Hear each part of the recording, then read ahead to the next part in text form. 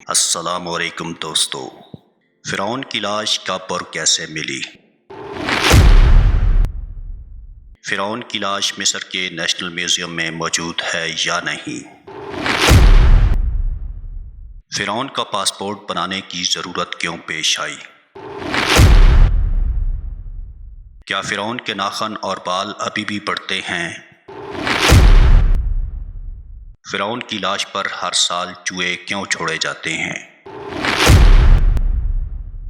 اور فرعون کی لاش کے بارے میں مسلمانوں، عیسائیوں اور یہودیوں کا کیا عقیدہ ہے؟ خدائی کا دعویٰ کرنے والے مصری فرعون کی لاش آج نشان عبرت کے طور پر میوزیم میں رکھی گئی ہے۔ فرعون کی لاش سے متعلق ایسے بہت سے راز موجود ہیں جن کے بارے میں بہت سے لوگوں کو نہیں پتہ۔ آج ہم آپ کو فرعون کے غرق ہونے اور اس کی لاش کے حوالے سے حیران کن حقائق بتائیں گے جو آپ کے لیے نئی معلومات ہوں گی۔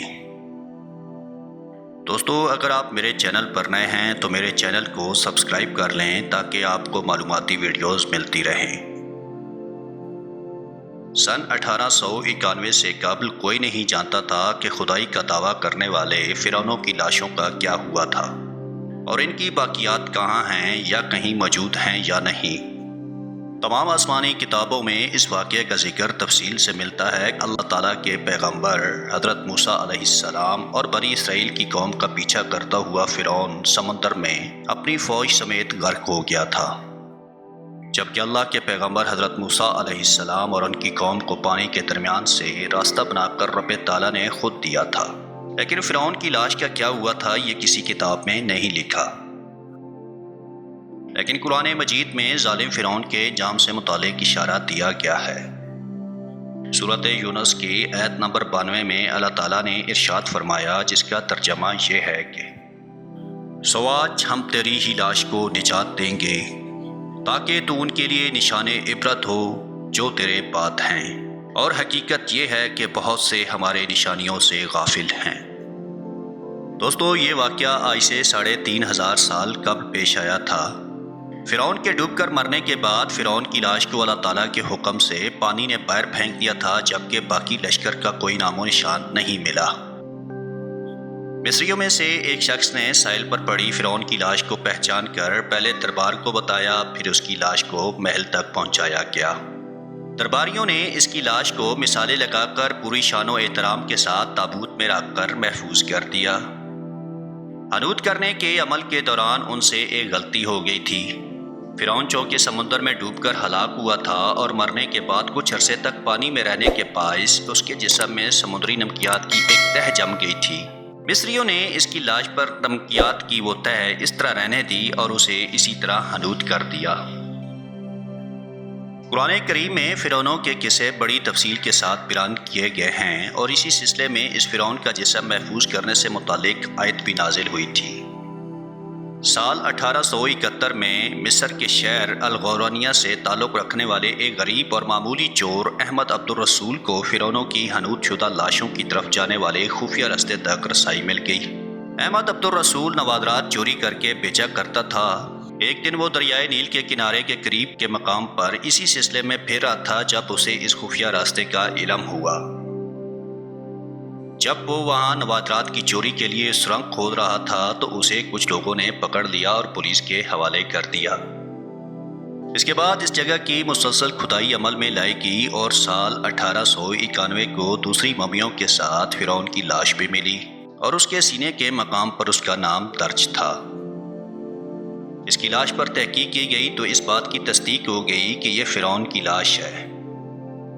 قاہرہ کے نیشنل میوزیم میں جہاں فرعون کی ممی رکھی گئی ہے، وہاں فرعون کی ممی کی حفاظت کرنے والے سائنسدان نے سال 1982 میں بتایا کہ فرعون کی ممی خراب ہونے لگی ہے اور اس میں پھپھوندی لگنے لگ گئی ہے۔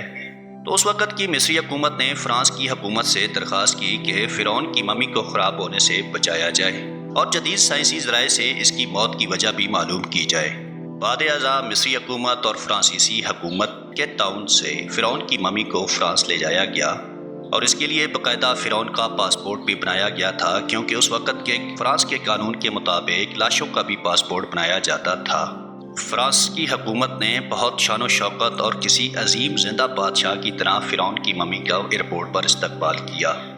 اس کے بعد فرعون کی ممی کو ماہر ڈاکٹر کی ٹیم کے حوالے کیا گیا۔ مائکروسکوپ ٹیسٹنگ کے ذریعے تمام اعضاء کا باریک بینی سے جائزہ لیا گیا تو معلوم ہوا کہ اس کی لاش اور جسم میں سمندری ذرات ابھی تک موجود ہیں اور اس کا گوشت ہر روز تر و تازہ ہوتا ہے اور بڑھتا رہتا ہے، اور موت بھی اس کی پانی میں ڈوبنے کے باعث ہوئی تھی۔ ممی پر ریسرچ کرنے والے ڈاکٹر کو علم تھا کہ لاش کسی اسلامی ملک سے ملی ہے، لہذا تجسس کے ہاتھوں وہ مجبور ہو کر فرانسیسی ڈاکٹر مصر گیا، جہاں اس نے ایک مصری سائنسدان سے ملاقات کی۔ اس مصری سائنسدان نے قرآن پاک کھول کر سورۃ یونس کی آیت 90 اور 96 کا ترجمہ کر کے لفظ بلفظ سنایا۔ فرعون کا خدائی کا دعویٰ، پھر اس کا سمندر میں ڈوب کر مرنا، پھر سمندر کا اس کی لاش کو سمندر سے باہر پھینک دینا، پھر اس کی لاش کو حنوط ہو جانا اور پھر دوبارہ مل جانا، اور پھر اس پر جدید سائنسی دور میں اس کی لاش پر تحقیق کرنا، ان سب کا اشارہ صرف ایک جانب اور بہت واضح تھا۔